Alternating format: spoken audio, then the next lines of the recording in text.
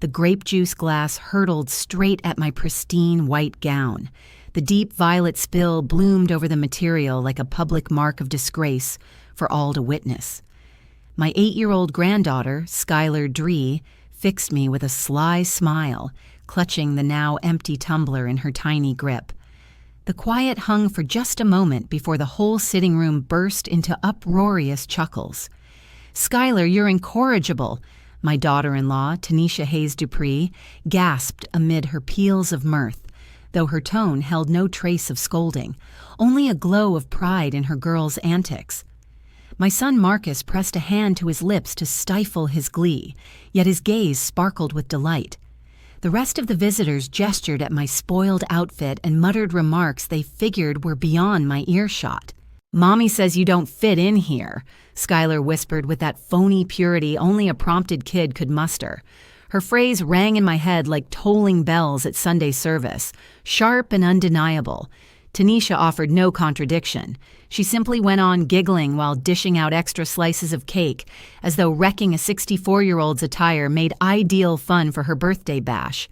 I remained planted in that awkward seat, sensing the sticky residue clinging to my skin and blemishing the frock I'd picked out just for this event. That garment had cost me $150, cash I really couldn't spare. Still, I'd shelled it out faintly hoping that things might shift this once, hoping my relatives would finally show me some decency after a lifetime of slights and disdain. What a fool I'd been. How silly to imagine any shift after decades of such indignities. My fingers shook a bit as I rose from the seat, but I kept my chin lifted. I refused to let them relish my collapse. Not in this spot. Not amid these outsiders who now had a hilarious tale to share back at their places about the elderly lady shamed at a celebration. "Won't you respond, Grandma?" Skylar inquired in that syrupy tone grown-ups deem charming, though I saw it for the outright poison it was. The girl had been rehearsed for this moment. Somebody had drilled the lines into her, timing and all. My gaze shifted to Tanisha, who beamed on while slicing additional cake portions, utterly content with the spectacle she'd engineered. "No, dear," I answered with a steadiness that caught me off guard. "Nothing to add." I made for the kitchen in search of a rag or cloth to dab at the mess. Deep down, I knew the harm was irreversible. The outfit was trashed, my self-respect crushed, and my spirit cracked anew by the kin meant to cherish me. In the kitchen, as I vigorously scrubbed the violet blotches with a soaked cloth, the guffaws echoed from the lounge. Somebody cranked the tunes higher, like they aimed to underscore my embarrassment with a festive beat.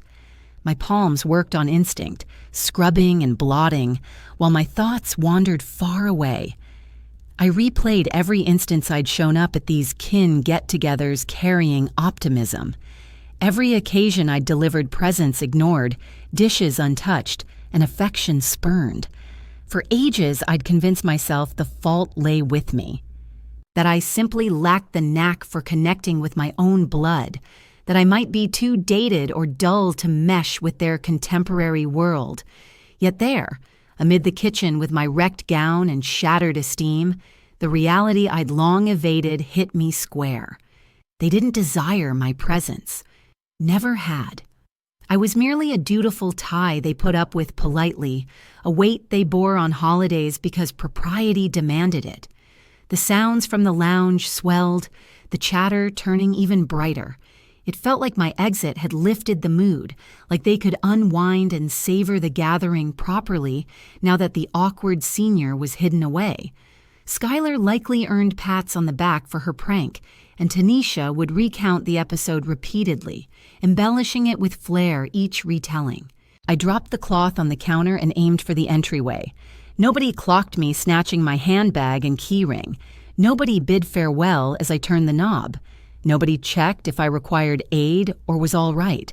I simply slipped from that home quietly, clad in my blotched dress, my mind at last resolved on the path forward. Cool evening breeze brushed my cheeks as I approached my vehicle. My palms quivered faintly while I rummaged for the keys in my purse. But it stemmed not from sorrow. It was another sensation altogether, the rush of awakening after an endless, agonizing slumber. I settled into the driver's spot and peered at my image in the mirror. The figure staring back bore dry eyes and a look I'd forgotten over the years. Resolve. That's what gleamed in that reflection. Stark, icy resolve, sharp as a winter frost. This wasn't the first time my family had treated me as if I didn't exist. On the drive home to my modest little place, recollection started pouring in like a flood, bursting through a cracked levee. For the past 5 years, every single week followed the identical degrading routine. The invites would show up at the 11th hour, making me feel like a mere backup plan. Essie dropped by for Sunday supper. Nothing fancy, just the clan. Yet I realized it was always something significant to them. I was merely the stand-in, the extra body to fill out the numbers and keep the table from seeming bare. I'd show up bearing something I'd baked from scratch, like a treat that required hours in the kitchen, or a starter recipe I'd clipped from a periodical and itched to test. Each visit cost me $30 to $50 in supplies I could barely spare, and I'd rise at 5 a.m. to get it all set, only for the pattern to repeat. My dish would sit abandoned on the table's edge as the group dove into the entree from another visitor. "That smells amazing," they'd remark, overlooking what I'd brought entirely. Come evening's close, my dish came back with me, hardly sampled, with just a spoonful or two missing out of politeness. I recalled Marcus's birthday from last year. I'd shelled out $200 I didn't possess on a timepiece he'd casually mentioned desiring. I rode 2 buses to reach the city center jeweler since cabs were out of reach, ending up with aching feet and a chest brimming with hope. I figured perhaps, just perhaps, my present would thrill him above all else. During the unwrapping, he saved mine for the end, like a rote obligation. "Appreciate it, Mom," he muttered, barely glancing at the watch before setting it aside to tackle Tanisha's package. Hers was a top that ran half my expense, yet he slipped it on right away and paraded it around to every attendee for the rest of the day. My watch got lost amid the torn paper and soiled plates. Nobody else noticed it. No one inquired about the price or the shop. For them, it was simply yet another token from aging Essie, an anticipated handout. But it sparked zero genuine thrill or thanks. Skylar's event stung even deeper. Whenever she had a theater performance or a swimming competition, I was the sole family member without an official summons. I'd learn of it accidentally, catching Marcus on a call, then hesitantly inquire if I might attend. "Yeah, Mom, join if you'd like," he'd reply in that inflection signaling my attendance was a shrug, not truly welcomed.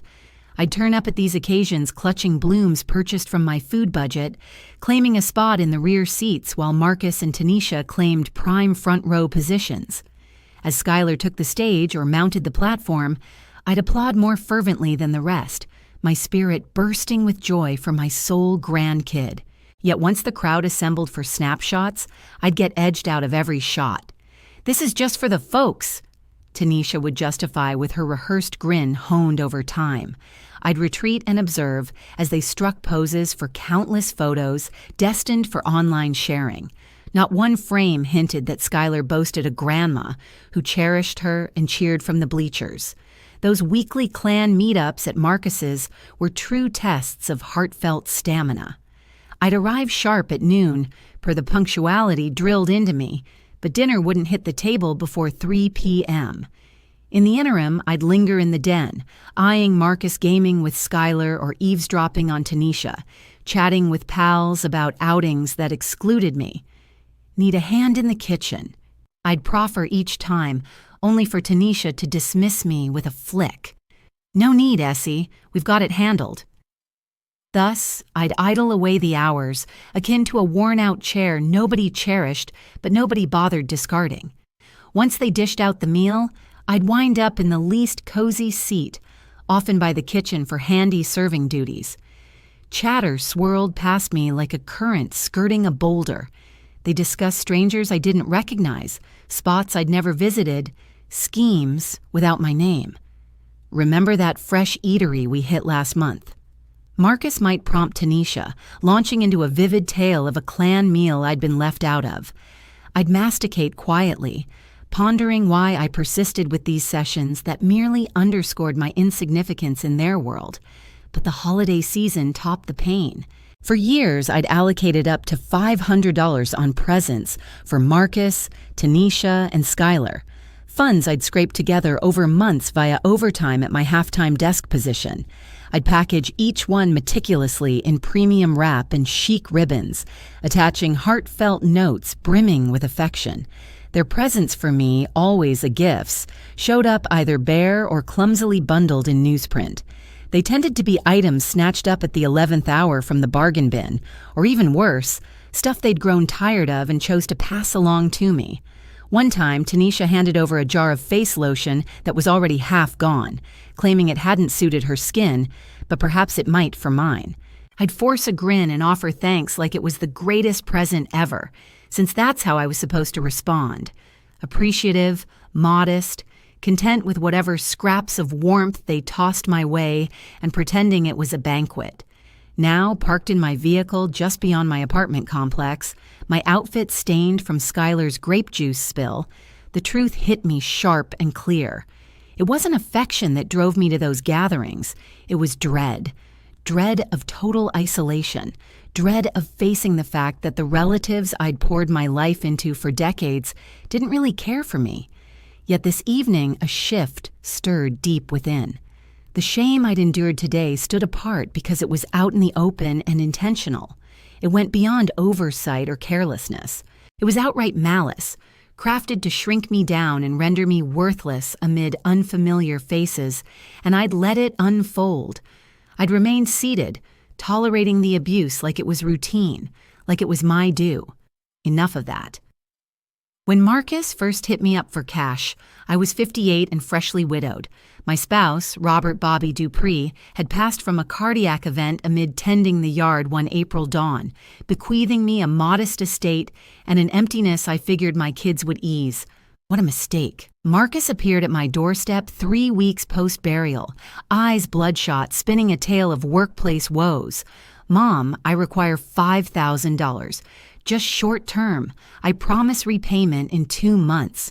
He seemed so broken, so fragile, that refusal wasn't an option. Those funds stemmed from Robert's policy payout. Funds I'd earmarked for patching the dripping roof and swapping out the worn panes. The promised 2 months stretched to 6, then a full year. When I mustered the nerve to inquire about it, Marcus snapped at me.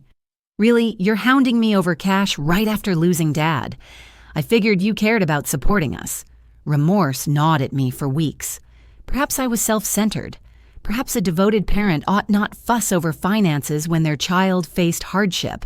That marked the start of countless crises demanding my wallet's aid. The following year, he required $3,000 to clear a credit line balance. Next came $2,000 for a rental deposit on a larger place, then $100 for vehicle repairs. Every instance brought vows of reimbursement, yet I'd linger for months without a penny in return. But the deepest sting wasn't the drained savings. It was their demeanor, post-borrowing. Rather than appreciation, I got apathy. Rather than esteem, I got that patronizing vibe implying they viewed my aid as entitlement, not kindness. I can still picture the moment Tanisha urged me to guarantee their initial home purchase. She was scarcely 23, lacking solid credit. "Essie, we want you to endorse these documents, purely procedural, no payments from you. We simply need your signature to secure bank approval." They escorted me to the financial institution in my finest attire, the very outfit from Robert's service. The advisor outlined the agreement's details, though much of it flew over my head. Marcus and Tanisha insisted it was standard, something myriad parents handled for their offspring daily. "Just initial here, Mom. Have faith in us." And I did. I endorsed it hoping they'd at last regard me as vital in their world. I endorsed it believing this might earn me greater regard. I endorsed it because some foolish corner of my heart trusted it would position me as a grandma Skylar cherished in her future memories. For the initial 2 years, matters progressed smoothly. Marcus held steady employment at a nearby building outfit, while Tanisha picked up part-time shifts at a shop. They met installments without issue, and I swelled with pride over aiding their homeownership. At last, I'd contributed something tangible to my kin, something of real weight. Then Marcus got laid off. His employer folded amid the recession, stranding numerous workers jobless and benefitless as pledged. Abruptly, house notes grew unmanageable. I learned of the mess not from their lips, but from the lender's call as guarantor. Miss Dupree, the installments on the Elmwood Avenue dwelling you backed are 3 months overdue. Unless rectified pronto, we'll initiate seizure proceedings. The staffer's tone rang detached and businesslike, but his words struck me like a sledgehammer right in the heart. The first time Marcus ever shouted at me as an adult came when I brought up the issue, and it was all over my job loss, which wasn't my doing. Did I choose for this mess to unfold? Now you're hounding me as if I'm some felon. Tanisha hovered behind him, cradling Skylar, staring daggers like I was the root of every woe they faced. That evening, I returned home and tallied up my savings precisely. Covering the 3 months of overdue mortgage would leave me with under $1,000 in the bank. Yet skipping it meant they'd forfeit the house, and my credit score would be wrecked for good. Choice wasn't really on the table. I shelled out the $8,000 they owed, draining my emergency fund almost dry. They offered thanks. Marcus muttered it under his breath, eyes averted. Tanisha skipped even that much. They behaved like footing the bill was my duty, like co-signing the loan had locked me into fixing their money blunders. And the kicker. Legally, they had a point. The next few months turned into a nightmare of endless bank calls. Whenever Marcus and Tanisha lagged on a payment, I'd hear about it first. My phone buzzed at 8 a.m. with staffers from the bank, nagging about my legal ties, treating me like a deadbeat pro, rather than a mom just trying to support her kid. To handle the shortfalls when they couldn't, I picked up a night gig scrubbing offices. I'd drag in at 11 p.m., back aching and palms raw from the cleaners, all to prop up a home where I felt like an outsider. That was the real slap in the face. Despite pouring in cash and gambling my own security for them, visits to their place left me as the unwelcome guest. No key ever came my way. They never said, "This place is yours too." They ignored how, without my cutbacks, they'd be crashing in a rental or back under their folks' roof. Things got uglier when they eyed a kitchen makeover. "It's smart spending," Marcus claimed as he hit me up for another $4,000 on fresh cabinets and gear. "It'll boost the home's worth." I saw through the fib. They craved a fancier setup and figured I'd cover it. Trapped as I felt, I caved. For half a year, I pulled extra hours to scrape it together. My feet ballooned until I propped them up overnight, and the nagging backache I got lingers even now. All for some wooden cupboards Tanisha spotted in a glossy mag and insisted on having. The big reveal turned into a bash for 30 guests. I wasn't on the list. I caught wind via Marcus's Facebook snaps, showing the crowd cheering and clinking glasses over the kitchen I'd funded. One shot had Tanisha beaming beside the shiny granite counter, wine in hand, all smug. That evening, I rang Marcus to question the snub. "We figured crowds aren't your thing, Mom. You hate them, you know." Pure nonsense, and we both recognized it. Truth was, having me around would have killed their vibe. How do you flaunt the upgrade to pals when the one who bankrolled it stands there, spotlighting the truth? That's when it first hit me hard. My own kin might be taking advantage. Still, with proof staring me down, I twisted excuses for them. "They're just kids," I reasoned. "Money's value hasn't sunk in yet. One day, real gratitude will come." How deluded I'd been. How starved for their affection, mistaking abuse for usefulness. The turning point arrived on Skylar's 7th birthday. I'd mapped out the event for months, pinching every cent for the ideal present. Knowing her horse obsession, I dropped $300 on a dollhouse setup from the city toy shop. Gorgeous, complete with pint-sized barns, colorful mini steeds, and even wee leather tack. The eve of her big day, I toiled till 2 a.m., packaging each bit solo for a pile of surprises. I chose special gold wrap and knotted on pink bows to sync with Tanisha's party theme. I showed up arms loaded with neat parcels, buzzing to catch Skylar's glee at the reveal. But stepping inside, the vibe felt off right away. Tanisha flashed a forced grin while Marcus dodged my gaze entirely. "Essie, thrilled you could come," she chirped in that phony, sugary tone she'd honed over time. "Can you set the G over on that little table?" She gestured toward a modest stand tucked in the corner, well away from the heap of all the other presents. It was obvious my offerings were being kept separate from everything else, like they weren't worthy of being grouped in. The gathering buzzed with kids, Skylar's age, and their folks. Strangers to me, yet obviously tight with Marcus and Tanisha's crowd. I perched on a lone seat, observing my relatives mingle effortlessly with these outsiders, while acting like I wasn't even there. It felt like I was a ghost, my existence doing nothing to shift the party's vibe. When the moment arrived to unwrap the presents, Skylar dove into the big stack first. She unveiled a shiny new bike from one of her buddy's parents, followed by a video game courtesy of her dad's sister and brother-in-law, and then that pricey doll she'd been longing for, which Marcus and Tanisha had picked out. Every item sparked shrieks of delight and tight embraces. Mine got saved for the end, almost like a chore. Skylar made her way to the side table with far less sparkle than she'd displayed the whole day. She started peeling open the neatly wrapped parcels I'd prepared, but right away I could tell her excitement was pretend. The other kids were losing interest, and a few grown-ups had pulled out their phones. "That's so nice, Grandma," she called out with each reveal, but it rang hollow, like she'd been told exactly what to utter. No wild cheers, no real wide-eyed wonder like with the earlier stuff, just polite nods and grins that stayed surface level. The worst part was seeing that Skylar had no clue about the whole setup. To her, those bits were just random items, not linked in any way. The horse-themed doll setup I'd pictured as this enchanting adventure turned into a jumble of random parts that didn't fit. "Can I go ride my bike now?"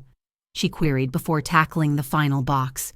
Tanisha gave a quick yes, and the kids bolted to the yard, abandoning my contributions on the table like junk waiting for someone to toss later. I stayed put, eyeing the dollhouse fragments amid the balled-up wrapping and loose bows, $300 down the drain. Yet the real stab wasn't the cash wasted. It was grasping that no effort of mine would ever measure up for this bunch.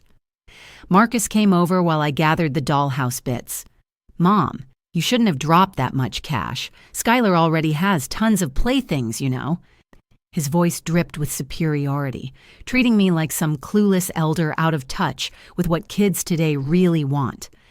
"Next time, just hand over money. It's way handier." Those remarks landed like a gut blow.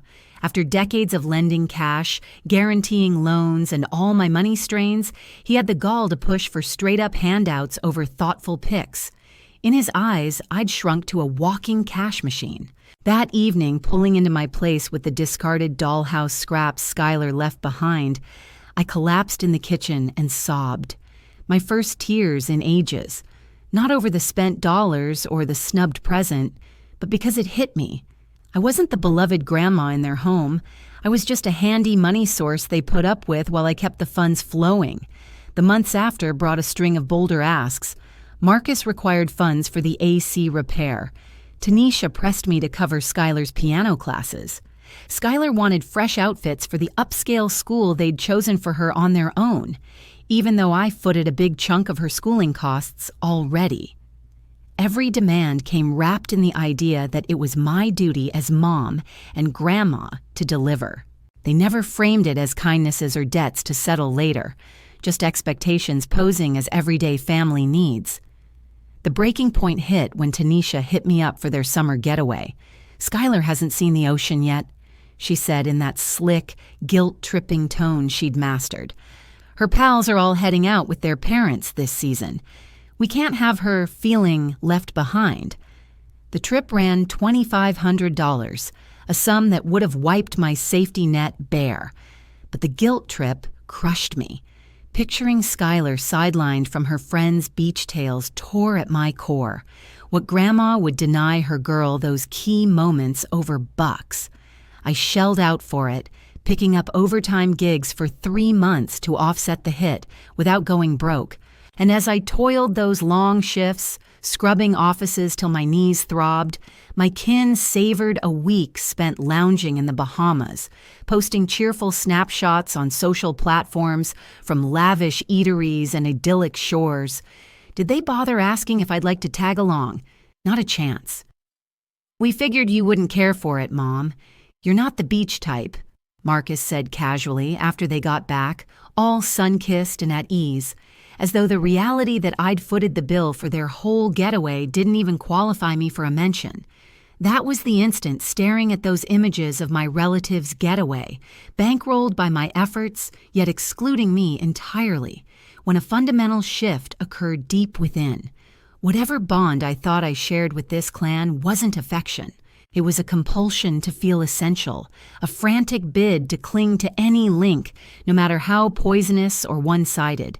And tonight, following the embarrassment of Skylar dousing me with grape juice amid onlookers while my entire household chuckled, the reckoning had truly dawned. No more could I fool myself into believing improvements were on the horizon, or that gratitude for my endless forfeits would ever come their way. They needed to discover just how reliant they'd become on the familiar Essie they so enjoyed belittling. Come Monday, I arose with a sharpness of focus I hadn't experienced in ages. No tears had stained the night, no tossing over whether I'd exaggerated the birthday fiasco. After what felt like forever, I grasped precisely the steps ahead and the path to take them. Over a serene meal, I poured through the files stashed in my safe deposit vault these last 6 years. Lending agreements, wire transfer proofs, joint liability papers, invoices for outlays I'd covered for Marcus and Tanisha. The compilation was overwhelming. Altogether, I'd poured over $43,000 into stabilizing their monetary chaos. At precisely 9 a.m., I placed the initial ring to attorney Silas Jenkins, the counsel who'd managed my late husband Robert's estate. At 72, Silas retained a mind keen as a blade. Lately, he'd overseen a few routine items for me, mostly tied to my insurance policy and work agreements. "Morning, Attorney Jenkins. Estelle Dree here. I require assistance with a pressing household issue. Could we examine the ramifications of removing myself as co-signer from my son's home loan?" My tone rang steadier than it had in ages. Silence lingered on the line. Silas had watched Marcus grow up and understood the strains I'd endured post-Robert's passing. "Estelle, are you certain about this step? Removing your endorsement might prompt the lender to call in the entire sum right away or start repossession proceedings." "Precisely," I responded, my composure catching even me off guard. "That's exactly the outcome I'm after." I outlined the prior day's incident succinctly, focusing on verifiable details without delving into sentiments. Silas absorbed it quietly, probing now and then on timelines and figures. "I see where you're coming from, Estelle. I'll go over the initial paperwork and outline our paths forward. Swing by the office at 3 this afternoon." I set the meeting and disconnected, buzzing with vitality I hadn't known in years. Next, I contacted the institution holding Marcus and Tanisha's home financing. I requested the officer from the initial handling, Mr. David Sterling, well-versed in my history of supplemental remittances. "Mr. Sterling, I'd like details on the procedure for stepping down as co-signer for the Elmwood Avenue residence." David seemed puzzled. For 3 years running, I'd been the steady voice on delinquency calls, the fixer patching every deficit. "Ms. Dree, any trouble with the account? It's up to date for the current cycle." "No issues with the ongoing dues," I clarified evenly. "I'm just inquiring about my entitlements to relinquish co-signer duties." He noted it was feasible in theory, but Marcus and Tanisha would need to re-qualify solo or secure a fresh guarantor. Failure on both fronts would empower the bank to insist on settling the full remaining amount. "What's the present outstanding figure?" I queried, despite my rough estimate. 137,000 Ms. Dree. The number struck hard, yet it aligned with expectations. From the base loan, plus their equity extractions and piled-up charges from spotty remittances, the obligation had ballooned. Got it. Might you send over a full ledger summary and the forms to kick off the release procedure? David consented, though unease colored his reply. Likely he was already gauging their odds of managing it independently. Once off the line, I prepared myself a CEI, brewed a mug of coffee, and settled into my living room chair to absorb the reality of what I'd just initiated. No remorse or shame washed over me, only an odd feeling of freedom, like I'd hauled a massive burden around for ages and at last allowed myself to let it go.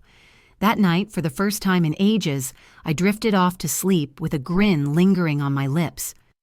3 weeks after inking the deal with Silas, my phone buzzed at 6:00 a.m. Marcus was on the line, his tone worlds away from the easy swagger he'd always flashed when hitting me up for cash or help. Desperation and bewilderment laced his words now. "Mom, we received a notice from the bank. It claims you're pulling your co-signature on our mortgage. This must be some error, yeah. You'd never pull a move like that without warning us." His voice quivered a bit, and in the background, Tanisha's shouts about attorneys and legal battles echoed faintly. "It's no error, Marcus. The notice is spot on," I replied evenly and straightforwardly. No drawn-out excuses or heartfelt pleas were necessary. The truth stood plainly enough by itself. A heavy pause stretched across the connection. I picked up on his quickened breaths as he grappled with my confirmation. "Why, Mom, is this payback for the party fiasco? It was merely a youthful stunt," he pressed, downplaying the event to recast it as harmless kid stuff rather than the calculated embarrassment it had been. "Sure, Marcus, children act out sometimes. I'm fine," I said curtly and impassively. "Marcus, this isn't about childish antics. It's about the 6 years I've shouldered the financial load for a home where I'm an outsider, dismissed like a nuisance, and left to endure public shaming with no repercussions." My delivery remained steady, yet it carried an unyielding edge he'd never encountered from me before. "But Mom, this is our place. Skylar was raised here. You can't just yank it away." Panic truly gripped his voice now. He was grasping that his mom wasn't the pliable figure he'd relied on for so long. "This is the home I've funded for 6 years, Marcus. A property you purchased, upgraded and savored, while I pulled double shifts to cover your overdue bills. A space where you toasted the new kitchen I bankrolled without so much as including me in the reveal. It's high time you owned up to your own money choices." I ended the call before he could fire back. 5 minutes on, the phone rang once more. Tanisha this time, her demeanor a stark contrast to Marcus's, fury boiling over where he'd faltered. "Essie, how could you? We're blood. You can't doom Skylar to homelessness because of some cranky senior's outburst." Venom dripped from her words, that simmering antagonism she'd long masked with strained politeness, now fully exposed. "Tanisha, you made it clear I have no role in that family anymore. Now you'll learn the sting of going without my monetary backing." My words only fueled her outrage further. "You're a resentful, self-centered hag. We always suspected it, but you're confirming every bit. You'll ruin your own grandkids' future out of spite." She bellowed so fiercely I had to pull the receiver from my ear. The real threat to Skylar's future is her parents, who blew cash they lacked rather than instilling manners toward her grandma. I disconnected again, then yanked the landline cord from the wall. Over the following days, they deployed every ploy to sway me. Marcus ambushed me at work, lurking in the lot with bloodshot eyes and the haggard look of someone who'd barely rested.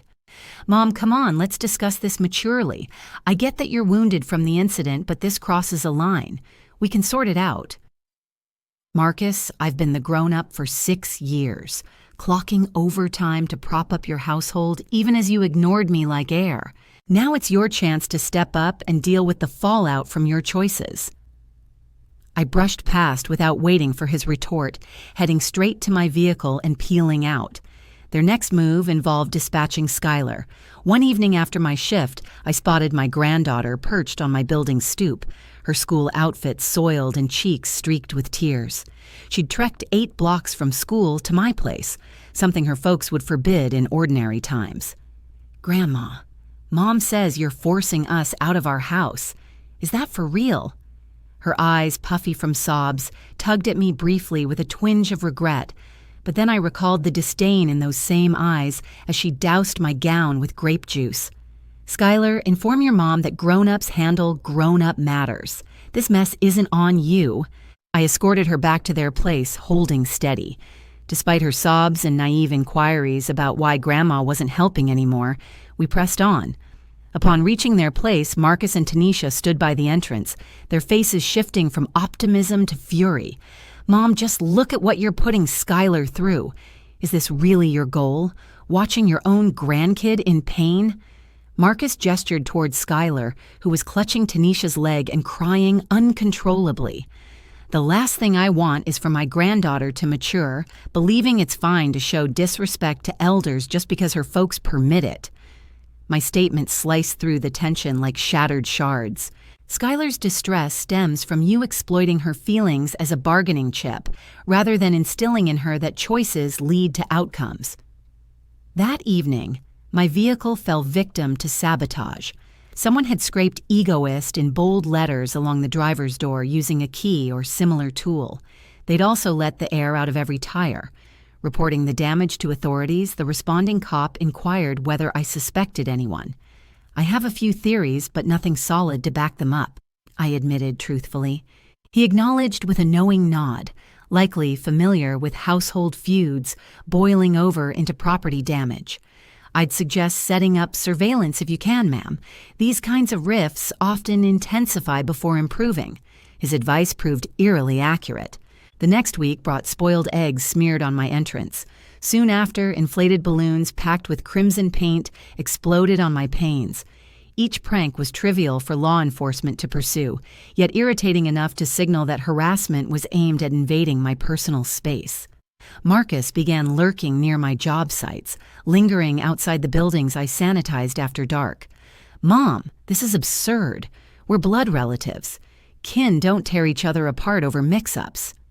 But his tone had shifted, no longer begging, now laced with quiet menace, hinting at potential escalation if I refused to yield.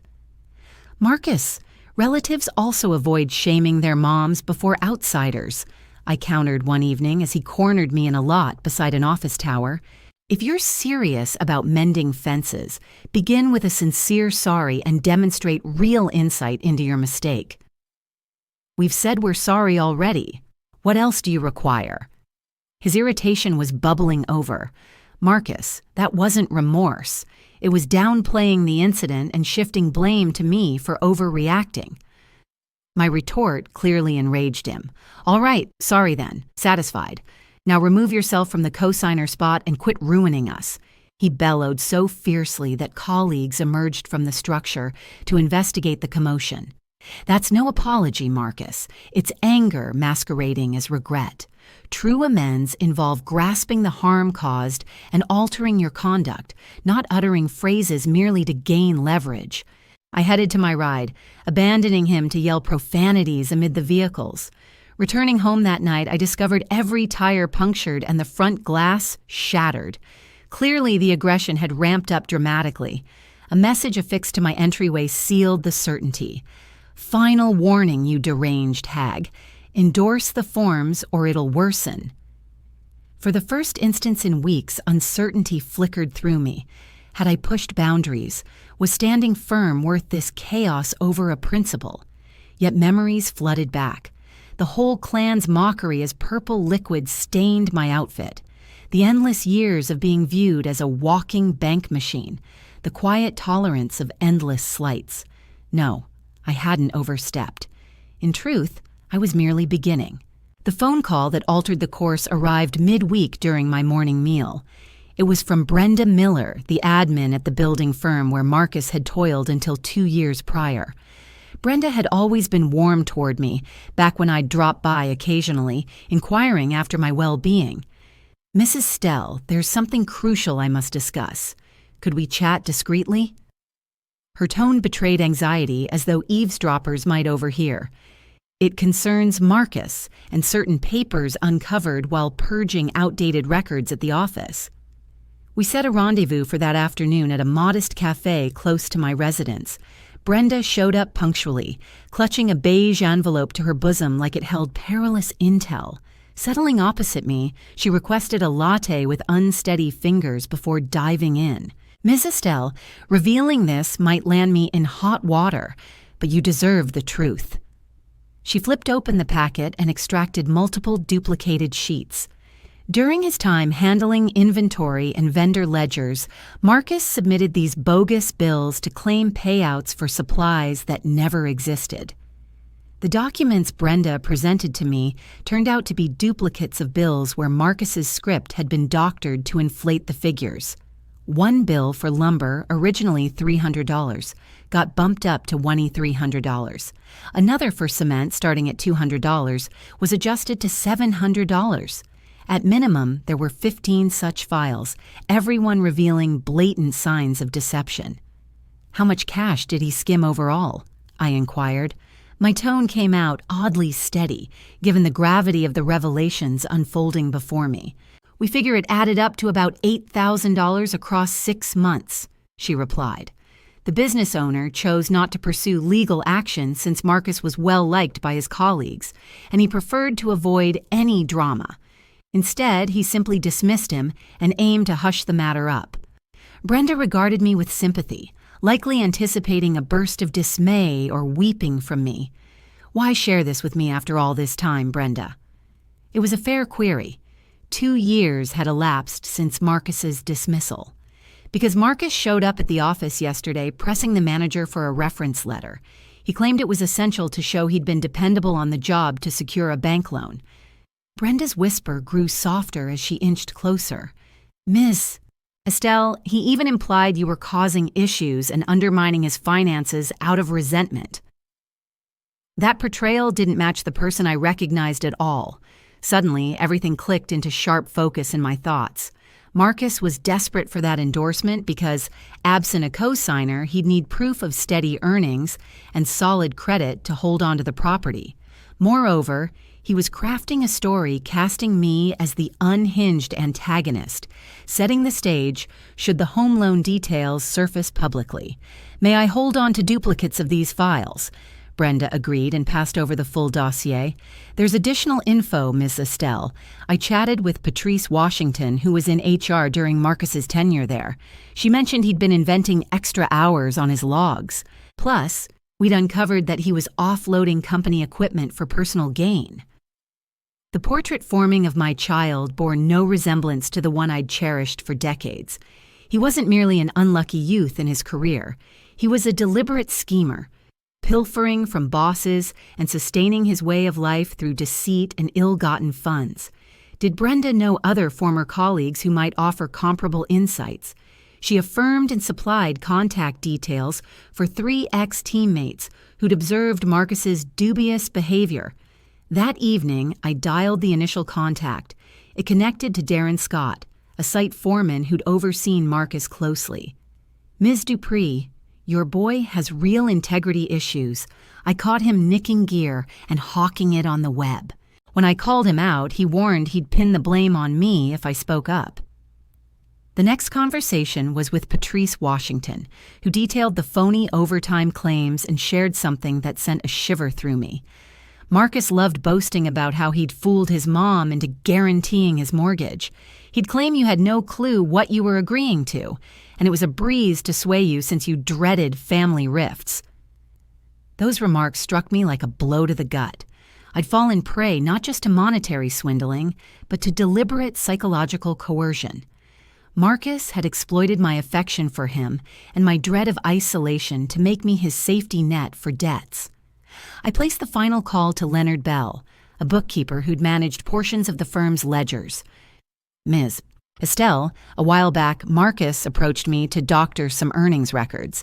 He dangled $500 to fabricate proof of wages he'd never earned. Naturally, I turned him down, but I'm concerned he might have roped in someone with fewer principles who said yes. Once those discussions ended, I settled in the den with the papers fanned across the low table. It went beyond my child's betrayal. It was a web of falsehoods and scams weaving back through the years. The funds I'd wired for crises likely stemmed from Marcus getting terminated for theft, not downturns in the economy. The following morning, I met with Silas Jenkins, armed with the dossier I'd assembled. His gaze grew wider with each review of the papers, accounts, and proofs I'd compiled in under a day. Estelle, this is grave indeed. Your son didn't just cheat past workplaces. He's cheated you too. This could support felony accusations if you choose to proceed. Silas, I have no intention of filing charges against my own flesh and blood, but I need this all formally recorded in case Marcus attempts litigation or complications over removing my endorsement. Silas acknowledged with empathy. We can draft an affidavit, gather up all these documents, and keep them on hand for when we might need them. I also recommend reaching out to the bank to alert them about the bogus income records that Marcus likely provided at the start. That evening, as I pulled into my driveway, Marcus was already there in the lot, but he wasn't by himself this time. He'd shown up with two unfamiliar guys, both of them tough-looking and radiating hostility. My gut reaction was to spin around and drive off.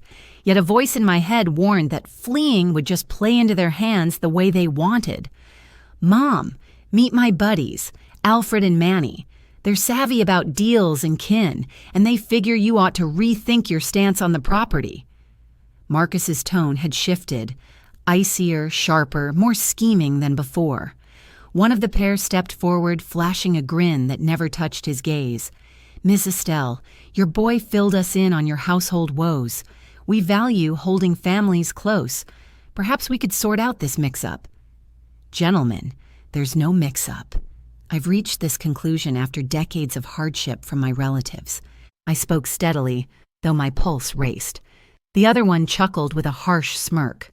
Lady, folks your age sometimes lose track of what's good for the group. You might benefit from guidance to sharpen your view. That's when it hit me. Marcus had gone too far, a boundary I'd never imagined he'd breach. He was prepared to resort to bodily threats against his mother just to claim what he desired, but he had no clue about the arsenal I'd secretly assembled. Marcus, send your pals away and warn your spouse that the intimidation and sabotage end immediately, or every detail I've uncovered on your shady dealings heads straight to the proper officials. His features twisted in an instant. What do you mean? I pulled out my cell and displayed a snapshot of one of Brenda's forged papers. This, and plenty besides. Now vacate my land before I dial the cops. For the first time ever, I was the one in complete control. The legal notice came on a Tuesday a.m. It was an official complaint from Marcus and Tanisha, charging me with spiteful desertion of kin and deliberate sabotage of family resources. They'd brought on board an attorney called Arthur Trevino, who focused on domestic conflicts and exploitation of seniors. Silas actually chuckled when I handed him the papers, the first laugh since he'd taken my matter. Estelle, this is precisely the move we anticipated. Filing against you lets us lay out every scrap of proof we've gathered on Marcus's deceptions. The claim insisted I'd exploited my role as joint signer to psychologically control a vulnerable household and wielded monetary coercion out of spite. The filing painted me as a bewildered, bitter senior, unraveling my grandchild's security over baseless grudges. Silas, do they truly believe they'll prevail here? The ridiculousness of their claims struck me as obvious, but I was aware courts could turn erratic. Estelle, winning isn't their goal. They're aiming to rattle you into dropping the co-signer revocation before court. It's a tactic to bully through the law. But here's what they overlook. Silas arranged our files across his table. We've got ample material not just to counter, but to launch our own suit for deceit and repayment. And the lead-up to court spanned 3 grueling weeks. Silas lined up Brenda Miller, Darren Scott, Patrice Washington, and Leonard Bell to testify. Plus, he'd secured bank records detailing every dime I'd shelled out as co-signer in the last 6 years. 23,400 total, which Marcus and Tanisha couldn't manage. Trial morning, I stepped into the building in my sharpest dark ensemble, clutching a binder of evidence duplicates. Across the aisle sat Marcus and Tanisha beside their counsel, dodging my stare. Tanisha sported a modest outfit and a rehearsed air of suffering, while Marcus appeared wound up and edgy. Presiding was Honorable Judge Evelyn Thorne, about 50, who'd reviewed the preliminary filings and showed scant tolerance for petty domestic squabbles. She cut right to it. "Mr. Trevino, spell out precisely how Ms. Dree breached anything by invoking her lawful option to remove her co-signature on a home loan." The lawyer from Marcus's side faltered briefly before replying. "Your Honor, we contend Ms. Dree is wielding this right with ill intent, aimed squarely at inflicting the emotional and monetary damage inflicted on her relatives was profound. I appreciate your stance, Mr. Trevino, yet could you reference any judicial ruling that deems the use of a lawful entitlement unlawful due to the individual's inner sentiments?" The judge appeared distinctly underwhelmed by the accuser's contentions. As Silas prepared to deliver our counterarguments, he started by outlining the full timeline of my monetary aid to Marcus and Tanisha. "Your Honor, Miss Dree is not driven by ill will. She is responding in the manner any sensible individual would, following prolonged fiscal and psychological mistreatment. He displayed records of every wire transfer I'd sent, each home loan installment I'd handled, and every advance I'd extended that remained outstanding. The sum reached $43,200 across 6 years. Moreover, Your Honor, we have uncovered proof that Mr. Marcus Dree engaged in deceptive practices which impaired Ms. Dree's capacity to reach sound economic choices." Silas proceeded to introduce the fabricated records Brenda had uncovered, the affidavits from Marcus's past colleagues, and the documentation revealing his long-term deceptions regarding his earnings and employment security. Marcus's attorney rose sharply. "Objection, Your Honor. Such material bears no connection to the matter of the joint mortgage signature." Judge Thorne regarded him sternly. "Mr. Trevino, you invited scrutiny of personality and intents by claiming my client operated with spite. Mr. Marcus Dree's prior actions are entirely pertinent in demonstrating a history of deceitful conduct toward his mother. Brenda Miller was the initial witness called forward. She articulated her account steadily and composedly, detailing the bogus paperwork she'd discovered, Marcus's confessions of exploiting his mother, and his latest effort to secure phony endorsement letters. Ms. Miller, did Mr. Marcus Dree ever show regret for swindling his former boss?" Silas inquired. "No, sir. Actually, during my conversation with him just last week, he described his mother as a challenging figure who failed to grasp contemporary family dynamics. He claimed she was acting selfishly by halting their financial backing. As Darren Scott recounted the pilfering of equipment and the menaces Marcus had directed at him, the judge's face grew increasingly stern. When Patrice Washington described the invented extra work hours and Marcus's belittling remarks about my apparent gullibility, the judge jotted down copious notes. The pivotal instance occurred when Silas summoned me to provide evidence. I'd rehearsed my statements for several days, yet once the opportunity arose, the narrative emerged effortlessly. "Your Honor, over 6 years, I've toiled through extra hours, depleted my reserves, and compromised my economic prospects to sustain a household that regarded me as non-essential. I've funded trips from which I was excluded, upgrades I couldn't benefit from, and a residence where my existence was endured rather than welcomed. I recounted the episode at Tanisha's celebration, the overt embarrassment I'd faced, and the extended period of mental torment I'd borne in silence. Your Honor, the moment my own grandchild splashed grape juice on me amid the family's amusement, I realized it wasn't affection that sustained my assistance. It was dread.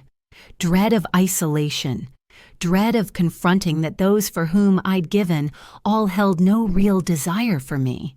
During Marcus's counsel's attempt to question me further, his probes aimed to depict me as a bewildered, resentful senior.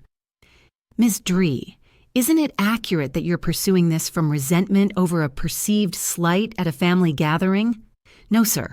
I'm acting because I've come to recognize that for years, I've suffered psychological and economic deception. My son and his spouse constructed their way of life on falsehoods and my funds, and upon my effort to establish limits, they turned to coercion and destruction. I shared images of the harm to my vehicle, the documented warnings I'd gotten, and spoke of the menacing figures Marcus had employed to coerce me. Your Honor, a parent who genuinely cherishes her kin does not employ bodily threats when that kin imposes fair monetary limits. Once the witness accounts concluded, the judge withdrew to consider the case for 1 hour. Upon her return, the decision rang firm and decisive. This court determines that Ms. Estelle Dupree has operated within her lawful entitlements by removing her endorsement from the specified mortgage agreement. Additionally, this court identifies substantial indications of ongoing deceitful and coercive conduct by Mr. Marcus Dupree against his mother. The judge mandated the full dismissal of the action against me. She further required Marcus and Tanisha to cover all my attorney fees, totaling $4,500. She additionally granted a no-contact directive, barring them from reaching out to me or nearing my premises for a complete year. Mr. Marcus, the judge in that courtroom, made it clear to DRI, any further attempts to harass or bully your mom would lead straight to criminal prosecution. Ms. Dupree deserves a life without fear or control, no matter if it's coming from her relatives. As I stepped out of the building that day, Silas gripped my hand with a real grin. Estelle, you've triumphed beyond just the courtroom today. You've claimed your independence. For the first time in 6 years, a true sense of liberation washed over me. It's been 2 years now since the trial wrapped up. 2 years where my world has transformed in unimaginable ways. Right now, I'm settled in the cozy cafe I launched using the funds I'd once poured into propping up Marcus and Tanisha's money woes. I call it Robert's Corner, in memory of my departed spouse. Each morning as I unlock the entrance, it's like he's right there, beaming at the person I've evolved into at last. The spot sits right in the heart of downtown, in a rental space costing $900 monthly. Thanks to the $4,500 Marcus and Tanisha owed me in court fees, combined with the nest egg I'd built by ditching their financial burdens, I managed the upgrades and grabbed the starting gear. It's no fancy setup, but it belongs to me. The interior sports a soothing beige hue on the walls. Greenery dots every nook, and gentle jazz tunes foster a welcoming vibe. I offer brewed-to-order coffee, pastries I whip up fresh at dawn, and basic lunch sandwiches. My steady patrons are local office folks, university kids, and elderly pairs seeking a peaceful retreat. Brenda Miller joined as my initial part-timer. Following her supportive testimony for me, she got canned from the building office gig due to worries about backlash from shady coworkers. Miss Estelle, she shared when I extended the offer, it's a privilege to team up with you. At last, I'm on board with someone who truly prizes integrity. The cafe pulls in sufficient revenue to handle my bills and tuck away a bit each month. No riches, sure, but it's solid footing earned through my own sweat, not scheming at others' expense. Every bit of cash that rings up is legit, coming from diligent labor and straightforward dealings with guests. Dawn hours are what I cherish most. I roll in at 5:30 to fire up the oven for the day's baked goods. The scent of cinnamon and fresh brew wafting through the quiet room brings a serenity I hadn't known for ages. No frantic calls about kin's cash crises, no relational turmoil, just the pure satisfaction of crafting treats that brighten folks' days. My loyal visitors feel like a family I've handpicked. Take Mrs. Hortensia, the 75-year-old who stops by Tuesdays and Thursdays for her latte, sharing stories of her out-of-town grandkids. In contrast to my dealings with Skylar, she speaks of them with authentic joy, and they check in on her often. Then there's Mr. Thar Manuel, a widower around my years who arrives at 18 daily for a meal before heading to his bookstore shift. We've built a bond through low-key chats on literature, films, and everyday existence. No conflicts, no strings, just mature companionship free of poisonous demands. Come weekends, I host modest gatherings, evenings of spoken verse, game sessions for older adults, and trades of novels. These draw in souls who've learned, like I have, that real connections stem from reciprocal regard and common passions, not imposed kin duties. The no-contact ruling on Marcus and Tanisha lapsed 6 months back, yet they've stayed away. From snippets via shared contacts, I gather they forfeited the home 3 months post-hearing. The lender followed through on the seizure, just as Silas foresaw, forcing them into a modest flat in a rougher area. Marcus landed minimum wage work at a yard service firm. The sole option after his scams tainted his rep in the area's building scene. Tanisha took on full-time duties at a grocery store to scrape by on essentials. Their habits shifted sharply, but at least they're now managing on what they actually earn, without leeching off anyone else. Bits about Skylar filter to me now and then via Mrs. Hortensia, who connects with some parents from my granddaughter's school. Skylar handled the upheaval surprisingly well. It seems the shift in homes and watching her folks grind away instilled accountability she missed out on during their easy ride phase. 3 weeks back, I caught sight of Skylar from my cafe's window. She strolled by with a pal, both in their school outfits, chuckling over whatever quip one had tossed out. She'd blossomed into a lanky, steadier young lady. A decade-old girl gazed back at me with a deeper, more authentic demeanor. Briefly, our gazes connected across the pane. Skylar paused and stared at me for a handful of moments. In her eyes, I spotted a flicker of familiarity, mixed with what appeared to be insight.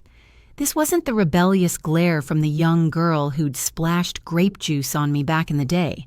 Instead, it was the expression of a person who'd come to realize that choices carry outcomes, and that regard must be gained through effort, not insistence. She lifted her hand a bit, almost like a tentative greeting before continuing on her way. I harbor no bitterness toward Skylar. She was merely a kid caught in the web of grown-ups who failed to instill solid principles in her. These days, she's absorbing those principles firsthand, which might prove a more effective guide than any lecture I could have offered. Silas Jenkins drops by my place every month, sticking to his routine of black coffee and a slice of my lemon cake. Estelle, he shared on his latest stopover, you embody exactly why standing up for fairness matters so much. You protected yourself and likely steered that household away from a trajectory that could have ended in far graver fallout. He's spot on. By compelling Marcus and Tanisha to confront their monetary truths, I handed them a chance to construct a foundation rooted in integrity rather than deceit and schemes. It's a harsh education, but essential before their issues, ballooned into heavier legal troubles. My place feels transformed these days. It's no longer just a hideout from a clan that pushed me around. Now it's truly mine, adorned with items that bring me joy, stocked with volumes I love to dive into, and frequented by folks who truly cherish my presence. I've got greenery I tend to with care, artwork I picked out for its uplifting vibe, and a sense of calm born from the assurance that nobody can toy with my feelings for cash anymore. On Sundays, rather than enduring tense family get-togethers, I attend services at a modest, mostly African-American congregation close by. Post-worship, I frequently share a meal with fellow attendees who've turned into real companions. They're individuals who see me as Estelle, the cafe proprietor, rather than Estelle, the parent ripe for monetary squeeze. This morning, while brewing up the coffee for yet another round of straightforward labor, I caught my reflection in the little mirror mounted behind the register. The face staring back belonged to a 66-year-old with a touch more lines than before, yet with eyes gleaming and a self-assurance absent for ages. I'm not wealthy. I lack a large clan to honor me during festivities. No grandkids ring me up with tales of their classroom wins. Yet I possess what I'd lost for years, dignity and command over my destiny. As the proverb goes, the finest payback is thriving. And for the first time as an adult, that's precisely my reality. This evening, after securing the cafe following a solid day's end, I spotted a known silhouette on the opposite sidewalk. It was Marcus, slimmer and clad in grimy labor gear, observing my spot from afar. He stayed put without advancing. He made no move to enter. He lingered there briefly before heading off. In his gaze, I detected an unfamiliar glint, admiration, perhaps a hint of approval. His mom, the lady he'd dismissed for ages, had forged her path with her own grit. She wasn't the easy mark for his ploys any longer. She stood as a self-reliant entrepreneur reclaiming her worth. I fastened the cafe's entrance, dimmed the lamps, and strolled back under the waning daylight. The next day promised more sincere effort, more days shaped by my choices, and I couldn't feel more content. Half a year later, on this crisp November dawn, I arose to hear that my cafe earned the nod as the area's small business standout from the Chamber of Commerce. The award plaque arrived soon, paired with a feature in the community paper featuring my image and the tale of a 66-year-old launching her debut venture. The twist isn't subtle to me. For years, Kin viewed me as unfit for any real accomplishment solo. I was simply the senior they tapped for bailout fixes. Today, outsiders hail me as a thriving operator, boosting the neighborhood. Brenda served my brew this morning, beaming brightly. Ms. Estelle, she mentioned her girl inquired last night about your tips for launching a pastry shop. She views you as a role model for mature ladies aiming to evolve further. I chuckled at that, recalling the countless jabs from Marcus and Tanisha, claiming I was outdated for today's ways. The Chamber's honor comes with a slot to address a workshop on business ventures for elders. Clearly, my journey has motivated others my age who thought it impossible. It's never too late to embark on a fresh venture. The organizer of the event mentioned that there's increasing interest in narratives like my own, tales of individuals discovering their calling after turning 60. Mr. Manuel has evolved beyond just a usual patron. In recent weeks, we've begun strolling through the park on Sunday afternoons once I shut down the coffee shop. The day before last, he surprised me with wildflowers he'd gathered on his early morning hike. Such a straightforward act, yet brimming with sincere thoughtfulness. It's invigorating to spend time with a person who seeks only my presence, nothing more. Estelle, he shared with me over a portion of apple pie yesterday. It's truly inspiring how you've constructed everything here following, everything you endured with your relatives. We seldom discuss my past circumstances, but whenever the topic arises, he approaches it with empathy and regard, free from sympathy or criticism. Just last week, I chose to broaden the cafe's offerings by adding more sophisticated homemade dishes. These days, I offer hearty stews, nourishing soups, and classic recipes that I whip up each morning prior to unlocking the doors. The popularity has surged so much that I'm pondering bringing on an extra part-time helper for the kitchen duties. It's odd to realize that under 3 years back, I was fretting over covering my personal expenses, and now I'm generating employment opportunities for others. The weekend gatherings have progressed as well. Come this Saturday, we're launching our inaugural Storytelling Exchange evening, where patrons can recount significant moments from their lives. The concept emerged after Mrs. Hortensia pointed out how numerous seniors sense they're overlooked in a culture that prizes youth above all. My little cafe has transformed into a haven where accumulated life lessons are celebrated as valuable insights rather than brushed off as outdated. The previous day brought an unforeseen note. It came from Darren Scott, the site manager who'd given evidence on Marcus's deceptive dealings. In it, he informed me that Marcus had sought a position at his updated firm, but he'd turned it down because of his background. Ms. Estelle, the message stated, I felt you should be aware that your courageous choice to reveal the facts has shielded fellow business owners from potential scams. Your son required genuine repercussions to stand any hope of reform. His message prompted me to contemplate an issue I'd been sidestepping. Was my choice ultimately helpful for Marcus over time? I think the response is affirmative. For so long, my repeated bailouts had conditioned him to dodge accountability for his choices. At present, for the initial stretch of his grown-up years, he's confronting the straightforward link between his actions and their outcomes. Brenda mentioned spotting him the prior week tending to a residential garden nearby. He appeared weary, yet intent on his tasks, a demeanor she hadn't witnessed in him back when he handled the construction bureau. He seemed altered, she described, more resolute, like he'd grasped at last that legitimate labor demands true dedication. A couple of weeks passed as I sorted through archived documents at my place. I uncovered a family snapshot from the Bahamas getaway I'd sponsored. The photo captured Marcus, Tanisha, and Skylar beaming brightly on the shoreline, sun-kissed and at ease, with no hint that the getaway had been bankrolled by someone excluded from the fun. For the first occasion, I gazed at that picture, devoid of hurt. Rather, a peculiar wave of contentment washed over me. Those were the final getaways supported by ill-gotten funds. Any subsequent outings for that household would stem from diligent labor and prudent budgeting. In essence, my stance against serving as their endless money well turned out to be the greatest favor I could bestow. My counselor, Dr. Laura Munoz, recommended I begin documenting this journey in a diary. Estelle, she advised in our latest meeting, your account might assist those navigating comparable instances of familial monetary exploitation. Plenty of folks, particularly women of your generation, remain stuck in harmful cycles, convinced they lack alternatives. I've commenced jotting down entries each evening post-closing at the cafe.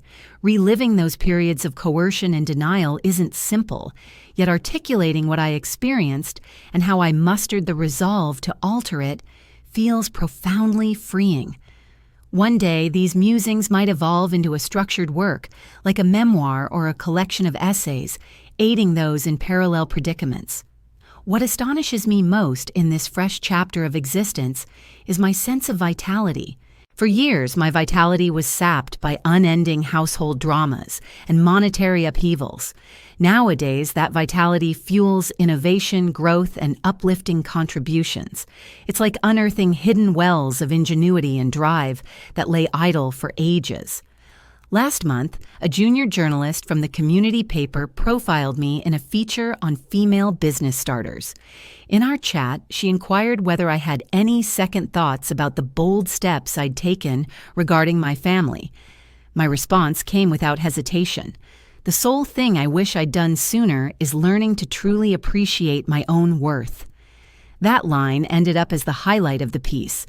Ever since, a number of ladies have stopped by the cafe just to chat with me and share their tales of strained family ties.